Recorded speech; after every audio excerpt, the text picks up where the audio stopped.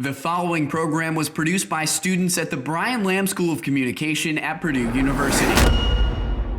Shots fired. Tenant questions about security are unanswered today after a rooftop shooting sent 2 men to the hospital at the hub on campus. We asked eyewitnesses what they think should be done about the new high-rise. A robot at your front doorstep. Purdue becomes one of the first universities to take food delivery to a new level. We'll show you how you can order your next meal on campus. Boilermaker style. We talked to the man behind the signature haircuts of Purdue's most well-known athletes. We'll tell you why they think of him as a friend. If you purchase a Purdue student ID, you may notice something new. What the expiration date means for your next trip to the polls. Fast Track News begins now.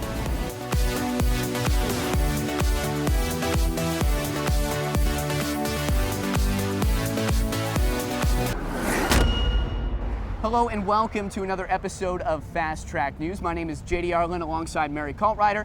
Today we're out here at the Purdue Arch that just got finished last summer. Our top story. Questions are still unanswered today after last Sunday's rooftop shooting at the hub on campus. The hub on campus has not released an official statement about how they plan to fix security issues. I went to the hub to talk to residents about the incident and what they think the apartment complex should do to respond. It was just behind me here, across this gap, that shots were fired on the pool deck of the hub last Sunday night. What was supposed to be the center for student life on campus has become the hub to a whole host of problems. And hub on campus residents told Fast Track News that they've had enough. I didn't expect signing a lease at the hub to be like this. Kind of expect, luxury living, not like shootings on Saturday nights. That's Marcus Baker, a hub resident who, like many, has noticed a few issues in Purdue's newest high-rise. The hub on campus is still under construction. However, security concerns from the city may take top priority. WLFI reported that West Lafayette Mayor John Dennis demanded, quote, aggressive action to address security issues. But for some, like resident Meg Fairbaugh, the entrance keys seem like enough. I didn't expect any of this to happen. Yeah, not at all. Security's been really strict with our keys and stuff. It just seemed pretty tight, Residents have noticed some improvement since the incident, but those new features might have fallen short. I would probably have more security guards. As it stands, I think I've only seen one security guard and he just walks around on his phone. The hub on campus and its parent company, American Campus Communities, did not respond to Fast Track when asked to comment.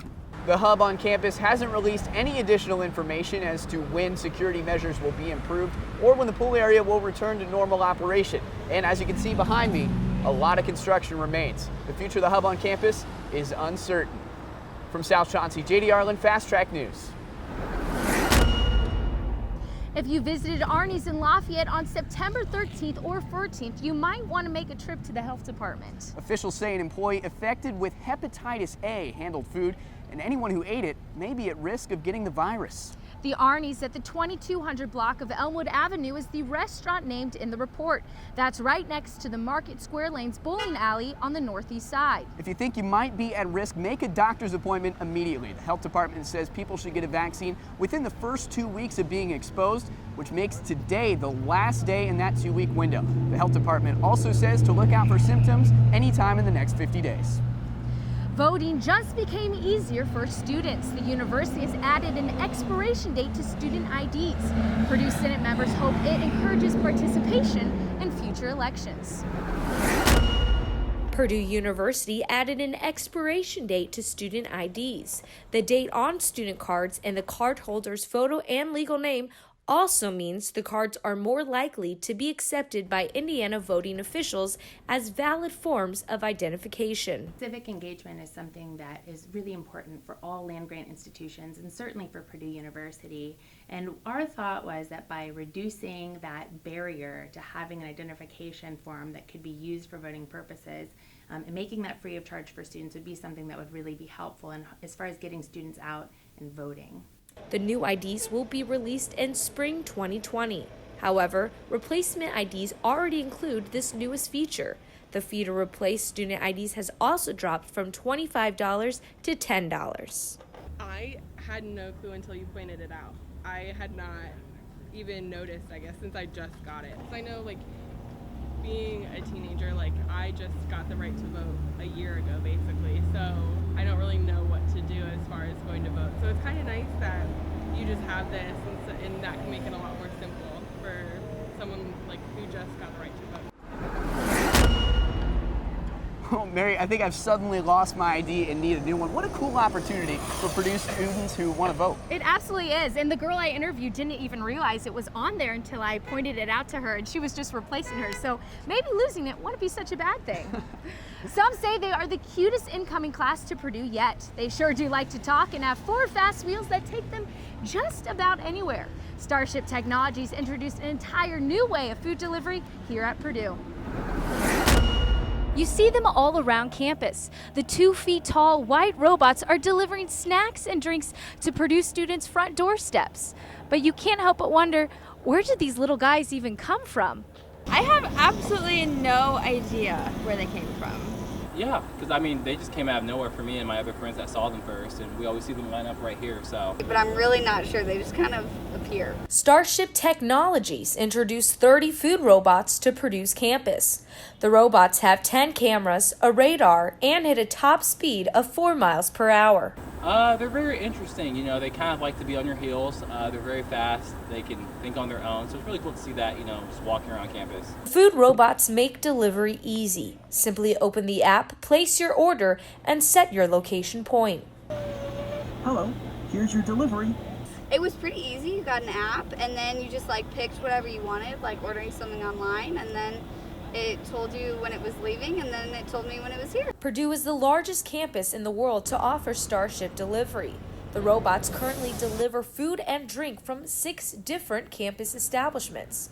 They are expected to add more options. As for the winter, the robots can handle the colder months. Winter's going to be bad for all of us, so I'm not sure about the robots, but hopefully it's nothing too bad. It seems like these new Boilermakers are here for the long run. For Fast Track News, this has been Mary Caltrider. Thank you. Have a nice day. Well, JD, I have to say, the crosswalks were a struggle for them. I watched one little guy stand there for about 15 minutes, but they sure are a cool addition to campus. I could just see the viral video stewing as one of those goes on the crosswalk at the wrong time. Hey, coming up, Purdue Engineering Department made headlines yet again. We'll show you the new technology that's the first of its kind. And just ahead, we'll take you up close to hear from the golden voices of Purdue's Glee Club. Stick with us. Stars in the southern sky.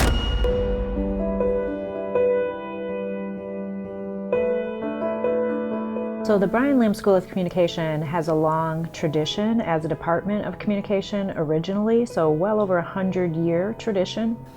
There has been communication here in the teaching of speech and organizational communication and other things for decades. We have a very vibrant, I think, curriculum for our students in 5 different areas of communication. It's everything from human relations and communication about relationships to public relations to communication within organizations to video production. I think we attract really a variety of students who are interested in learning about communication skills, but then also being able to use those skills in a variety of settings. Students have a lot of chances to get real, practical, applied experience, hands-on learning.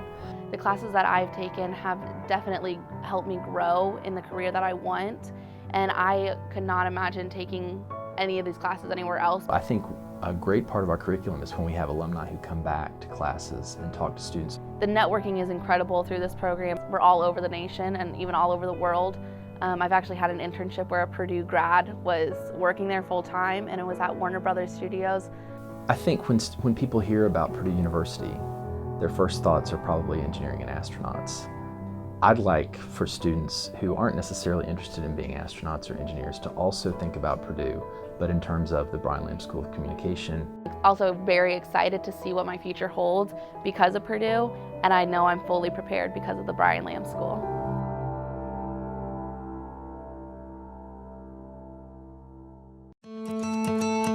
Being involved in the 3-year program at Purdue made it easier to say to myself I could get done in 3 years. The 3-year program helped save me a ton of money. Not completing my 4th year, I would save around $30,000. It will give you an advantage, if anything.